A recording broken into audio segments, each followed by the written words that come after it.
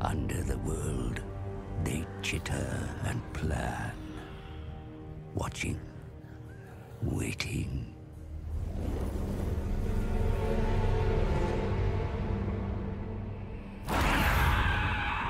When they emerge, it is a nightmare vision.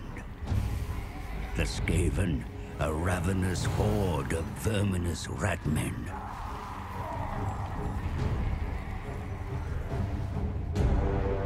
They gnaw at the roots of the world like an infected wound. They mean to rule over ruins, for such is the will of their god, the great horned rat. Only the island home of the High Elves has remained unscathed. And at its center is the Great Vortex. A swirling maelstrom that siphons chaos from the world. The Skaven covet its vast power with envious, beady red eyes. The twin-tailed comet is oft seen as an omen, but this time its wake has disturbed the winds of magic. In the secret halls of the Under-Empire, the Council of 13 has gathered. A time to scheme of opportunity. I kill dwarf things in Pillar City. No! Clanmores go to Southlands. Hunt for Warpstone. Moors are puppet minion. Pestilence infest Lastria. Yes. But all Warpstone for Council plan. Come, scribe slave. Work to do. Comet makes elf things weak. Council wants power of the Vortex. Just as prophecy demands. So it true. You read markings on the Black Pillar. Then you know we must find the Screaming One. Find out how to control the Vortex. Oh yes, Master. But a large tribute of Warpstone will that demon require if we summon him. Return to your assigned clan. Harvest Warpstone. Yes, most precipitous of masters. And flay yourself, your impertinence. Oh, it will be done, your worship.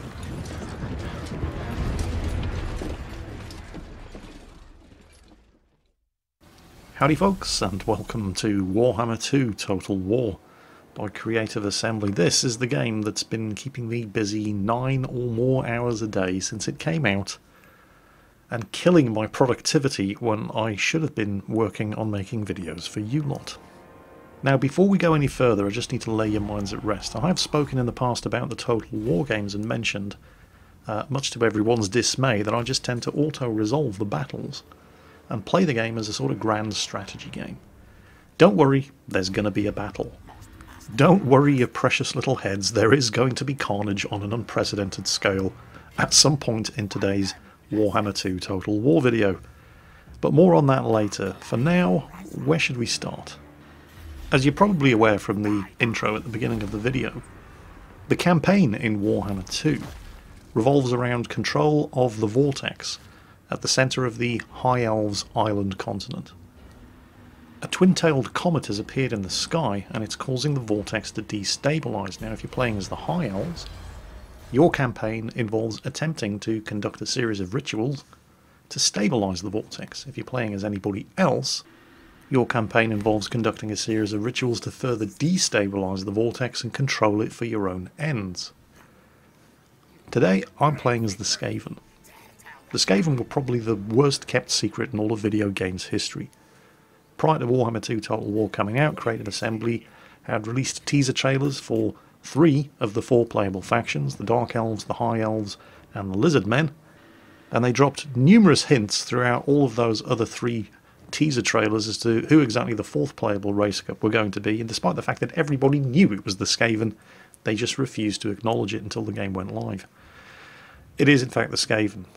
The Skaven are a race of Chaos Ratmen, and when you play as the Skaven faction, you have a couple of unique gameplay mechanics. In fact, all of the races have their own unique gameplay mechanics, but the Skaven, it boils down to two things: food and loyalty.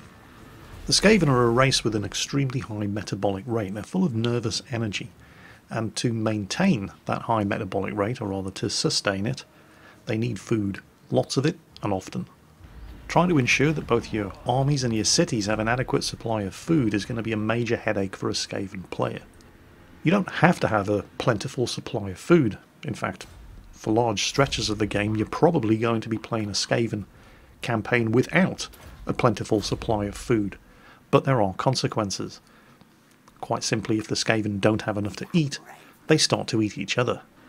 And that can have some pretty nasty effects on things like morale and leadership and public order. It's compounded by the fact that there aren't a huge amount of buildings that can be constructed in Skaven settlements that actually generate food as a resource. Now, there are a couple of things that you can do in order to alleviate the almost chronic food shortages that you're going to suffer as a Skaven player. If you control all of the settlements in a province, you can issue a commandment across that province which will boost food production, but it comes at a price. 30% deduction to your tax rate. That's another problem that Skaven players are going to have to learn how to deal with. They don't have a huge amount of income. However, one thing that's certainly true about Skaven armies is that they're very cheap to raise and they're very cheap to maintain. Skaven armies tend to consist of large numbers of cheap and expendable troops. The huge numbers of troops in a Skaven army is one of the reasons why Skaven armies require such a large amount of food to maintain. But it also means that when you lose them, it doesn't actually hurt your pocket that much, and it doesn't cost a huge amount to raise a large Skaven army very quickly.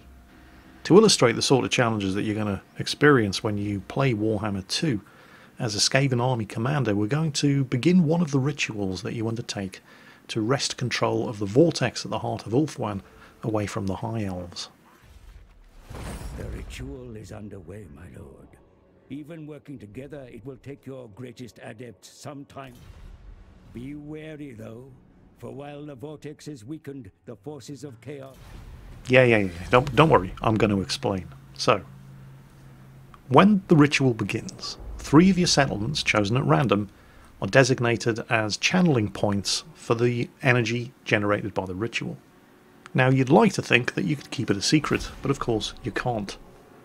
Those green flows of power, they're not just visible to you, they're visible to all of the enemy factions as well, so they know exactly where they have to strike to stop your ritual from being completed.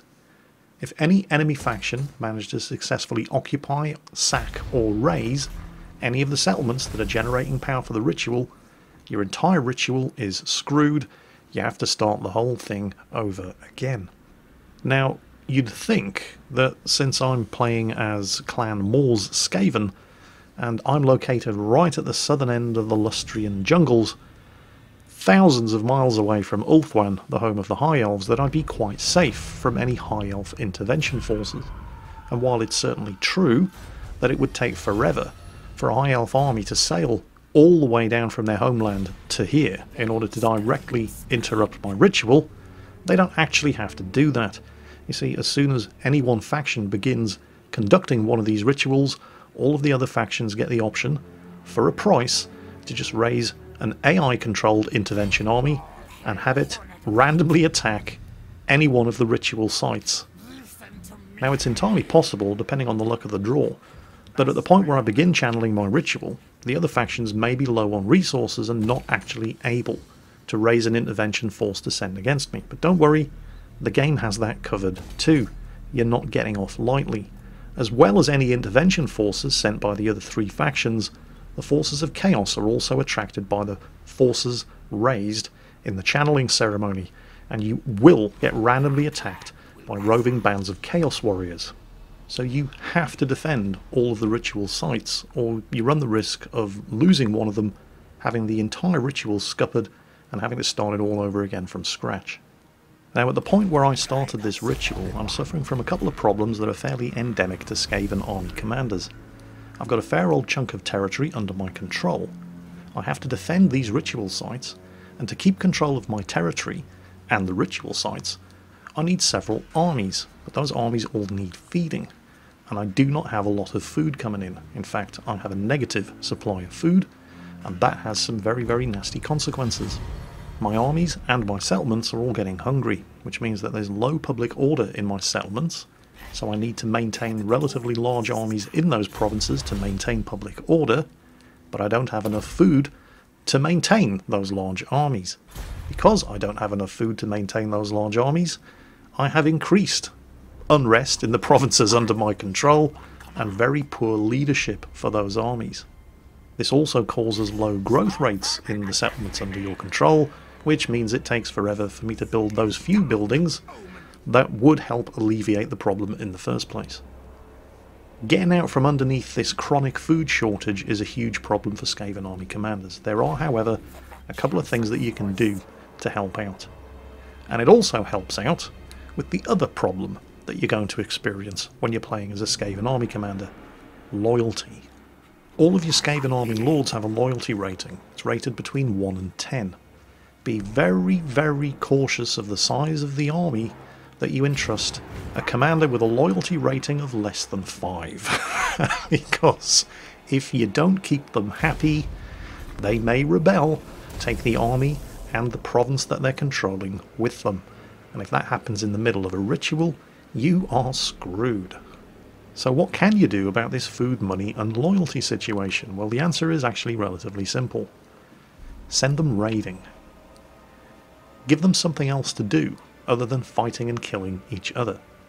Pick an army, send it into a neighbouring territory, and have them just burn, loot and kill everything in sight. They will generate money, they will generate food, and they won't be rebelling against you. Right now I have a slightly bigger issue to deal with. There's a Chaos Warband closing in on one of my ritual sites, and the only thing between it and them is a small army led by Lord Sniven. There he is. Unfortunately, I have a couple of problems with Lord Sniven. First and foremost, he's a treacherous little bugger. He's only got a loyalty rating of 5, so I can't really trust him with a large army. The troops at his disposal aren't too bad. He has several regiments of Storm Vermin, which are very, very heavily armed and armoured Skaven warriors. But my food situation is critical. They're all hungry, so their leadership is low. The army isn't very big. It's never going to stand up against a Chaos Warband of the size of the one approaching from the north. So I'm backing him up with another medium-sized army led by another lord with questionable loyalty, Lord Ronan. He's at least a little bit more trustworthy than Lord Sniven.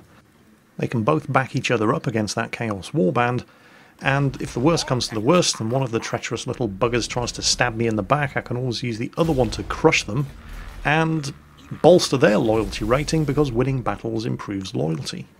So I have a plan for dealing with the worst up to the north. Down here, however, I'm up shit creek without a paddle, because that's Lord Vomeek, and he is the least trustworthy of all of my generals, and he is guarding a critical ritual channeling site, so I have no choice but to entrust him with as large an army as possible. And oh, what's going on? Well, it turns out I got lucky. You see, Skaven armies traverse the world by default in a sort of low-grade ambush stance. Any army in Warhammer 2 is capable of assuming the ambush stance. It disables movement, and they just kind of lurk around, waiting for an enemy army to stumble into them so they can jump onto them and take them by surprise. But the Skaven troops, because they're sneaky little buggers, get to move around as normal while still receiving the ambush bonus. It's not quite as good as being in a proper ambush stance, but every now and then you get lucky, like I did there, and that Chaos Warband, which was a vastly superior force, ran into an ambushing, smaller Skaven army, which managed to just get the upper hand on them. Also, I seem to have dodged a bit of a bullet with Lord Vomeek, because drip feeding him more and more troops has boosted his ego to the point where he's no longer ready to stab me in the back at the first opportunity. Now, that Chaos Warband was defeated, but it hasn't been destroyed. Successfully springing the ambush and winning the battle by the skin of his teeth has helped improve Lord Sniven's loyalty. So I'm going to follow up with Lord Ronan and cut down the routing Chaos Warband, grab myself an easy victory, and get a loyalty boost for Lord Ronin as well. So my loyalty crisis has been very narrowly averted. I get kind of lucky there. But I've still got very little food coming in, and there's another crisis developing down to the southeast. Another ritual site is coming under attack from another Chaos Warband, and I have the very dubious Lord Vomeek as the only thing between me and them. However, I do have my legendary Lord nearby, guarding a third ritual site, and with no sign of any Chaos Warbands near that ritual site, I can probably afford to move him up and bolster Lord Vomeek's defences. And while Sniven and Rodin still don't think I'm the greatest thing since sliced bread, they're not ready to stick a knife into me the second I turn my back on them anymore, so I can afford to start bolstering their armies with a few more troops in the event that a further Chaos Warband spawns from the north. Meanwhile, in an effort to alleviate the chronic food shortage, I'm taking Lord Morlock and sending him on a little raiding expedition into Lizardmen territory, just up to the north. Now, because I've entrusted Lord Vomeek with such a large army, that Chaos Warband over there doesn't want to conduct a direct assault and instead is laying siege to the ritual site, and they're attempting to starve him out. That's given me all the time I need to move Queek Headtaker, my legendary lord, up to reinforce him, and in the next turn we're going to see what we can do about breaking the siege. First thing I want to do is come out of march stance. You can't attack when you're in march stance, it's purely for covering great distances, and you don't want to be attacked when you're in march stance either, because you'll lose. So I switch to the Skaven army's default movement stance, stalking. The Chaos army does not see me coming, I get the ambush bonus, and this is going to be a very, very one-sided fight. You, my son, are going home in a Skaven ambulance. I lost, acceptable losses. So, enemy killed in battle, and Followers of Chaos faction destroyed, wiped out. That doesn't mean I'm safe just yet, however. I still have 3 turns to go before my ritual's complete and fresh Chaos Warbands might spawn. But I'm feeling pretty confident. There's a nice big fat juicy Lizardman settlement just up there to the north, and other than its garrison there's no army defending it. Ripe for the conquest. What could possibly go wrong? It's a walled settlement, so I can't assault it directly. I'm going to require some siege engines. So I lay siege and I start construction. Now that's going to take a couple of turns, but I have a huge army and they are very, very good troops. This is my legendary lord after all, nothing but the best for him. Unfortunately, I've forgotten to take into consideration a couple of factors. I still have a chronic food shortage, which means that I'm suffering -10 leadership to all of my forces. And when you're laying siege to a settlement, it's difficult to do it while remaining undetected. They kind of know you're there. It's one of the very distinctive features of siege warfare. Generally speaking, the people who are being besieged know that they're being besieged. So I cannot lay siege to the settlement and receive my usual ambush bonus in the event that somebody comes along to try to break the siege. And I have a food shortage, and all of my troops are suffering massive penalties to their leadership in battle. So when the Lizardman legendary lord, Croc-Garn, comes storming down from the settlement further to the north on the back of his giant lizard, despite the fact that my army was technically superior, not having that ambush bonus, and having low leadership, as well as the fact that he was backed up by the garrison of the settlement that was under siege, meant that he was going to hand me my arse on a silver plate if I didn't run the hell away. So they've managed to break the siege. I simply have to do something about this food situation. Just having huge, well-trained armies isn't going to cut it when your troops are constantly at each other's throats because they haven't got anything to eat. So the first thing I'm going to do, since Queek is in enemy territory anyway, is I'm going to set him to raiding stance. So he's going to start looting money and food from the countryside. Now that's not going to be enough by itself. I'm currently running at a -11 food per turn deficit. Queek's going to be bringing in 3 food per turn from raiding. What I'm going to try here is moving Lord Morlock up to this Lizardman settlement and sacking it for a quick cheap and dirty influx of food and gold, but his army is just not strong enough, and the lizard men have enacted a right that means any enemy armies in their territory, not in raiding stance, suffers attrition. So I'm either going to have to send all of my other armies out raiding into enemy territory, which is going to really piss them off, or I'm going to have to start reducing the size of my armies, and that's going to piss my lords off, and their loyalty is going to drop and they're going to turn on me. While I'm worrying about that, however, there is a spot of good news. The ritual is complete.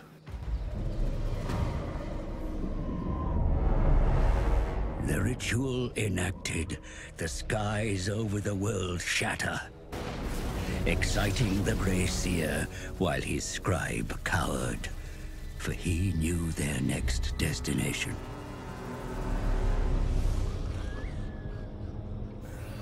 Deep in the fetid jungle swamplands was the lair of the Screaming One, summoned to this plane by the ritual.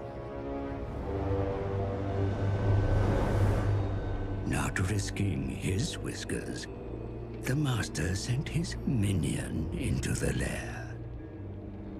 Within, the Vermin Lord awaited.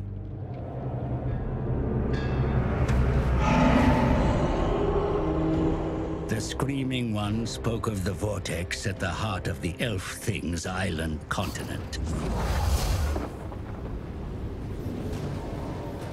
It was vulnerable due to the comet's passing, ripe for Skaven interference.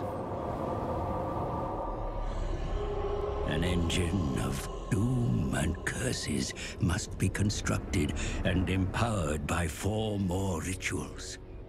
The vortex would be bound to this machine on completion of the final ritual, giving Skaven untold power. The Screaming One granted the lowly scribe an object encased in iron. The scribe eyed it greedily, but the demon demanded the gift handed to Grey Seer Valskreek. And a final gift, rituals of fabrication to build the machine.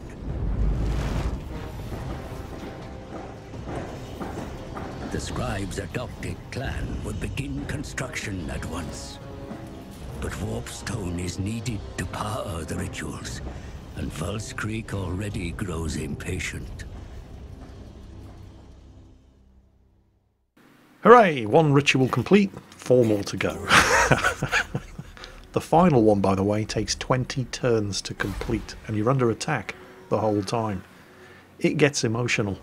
Anyway, I promised you a battle in today's video, because it wouldn't be a Warhammer Total War game unless there was some serious carnage going on in the real-time strategy section of the game. The thing I like about the Skaven campaign battles, well, the quest battles, because you see, it doesn't matter which race you choose. The legendary lords for each race have a series of quest battles associated with them, which you can or cannot complete. If you do complete them, however, you get rewarded with some pretty impressive loot. The Skaven quest battle campaign is quite amusing. It does have a bit of a sense of humour. You see, my legendary lord, Queek Headtaker, has had his favourite armour stolen by those treacherous gits, Sniven and Ronin, and he wants it back, so some Skaven blood is going to be spilled. Says his armor is more special than mine, does he? Then I will steal it. I am Queek. The best stuff shall be mine. But cunning is this vermin, yes. I will have to be wary. Make sure clan rats set off the traps. Better they die than me. Scurry forward now! Begin fight! Kill! Before we get started, full disclosure, I'm not very good at real-time strategy games. I tend to have to pause a lot in order to figure out what's going on and where I need to move the troops to. However, this particular battle, purely and simply because I happened to have an army that was chock full of missile troops, I could probably have gone AFK. Come back after 10 minutes to find that I'd won. It wasn't that I outnumbered the enemy. I didn't. I was heavily outnumbered by Sniven and Ronin's troops, but their armies consisted mostly of lots and lots of huge, cheap, expendable infantry units. And my army consisted mostly of, well, warp lightning cannons, warp fire throwers, which are basically flamethrowers, but, you know, poisonous, and hundreds of Clan Eshin slingers with poisonous ammunition. This was a slaughter. Look at those warp lightning cannons go. In the extremely unlikely event that any of these poor slave units manage to get to the front lines, I've also got a bunch of storm vermin, which are basically heavily armoured Skaven clan rats, armed with dirty great big halberds. I've also got this special army ability, it's called the Enemy Below. When you go into battle in Warhammer Total War, you're restricted to a maximum of 20 units. What the Enemy Below does, it allows you to basically spawn a unit of clan rats, anything up to 8 times during the course of the battle. So depending on how long the battle lasts, you can keep using the Enemy Below ability and effectively be fielding 28 units of Skaven troops throughout the course of this battle. And I've just spawned that unit of clan rats over there using the Enemy Below ability to chase down the routing Skaven slave spearmen.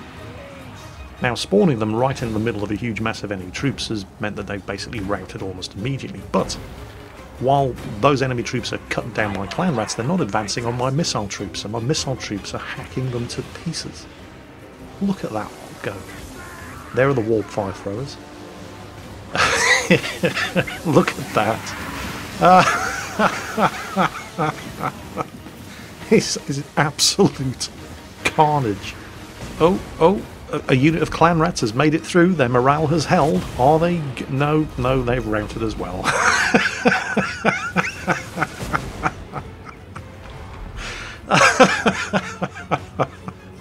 God, this was easy. Looks like the second wave have just made it into missile range, so the warp lightning cannons are ripping them to shreds. They've routed already. So have they. The Clan Eshin slingers are letting them have it with a hail of poisoned slingstones. Yeah, look at them. Run away! Oh, a doom wheel. Oh, this could... No, they're dead too. Doom wheels are actually quite nasty. They're basically... They just roll right through entire regiments of troops, crushing and electrocuting everything that they come into contact with. When you're facing this kind of massed ranks of missile troops, however, backed up by warp fire throwers and warp lightning cannons, you probably need to send more than one in. Or it's never going to have the required effect. Right. The enemy army does, of course, have warp lightning cannons of their own. So I'm using the Enemy Below ability here to spawn a unit of clan rats right on top of them. And, well, that should ensure that I don't have to worry for too long about the enemy warp lightning cannons. And, oh, yep, there he goes. Queek's cheering the clan rats on. Oh, hang on a second. It looks like that cowardly scumbag Sniven has just finally shown his face and is joining the battle. Right, so Ronin's reinforcements have arrived. Now, while this all looks like great fun, and it is,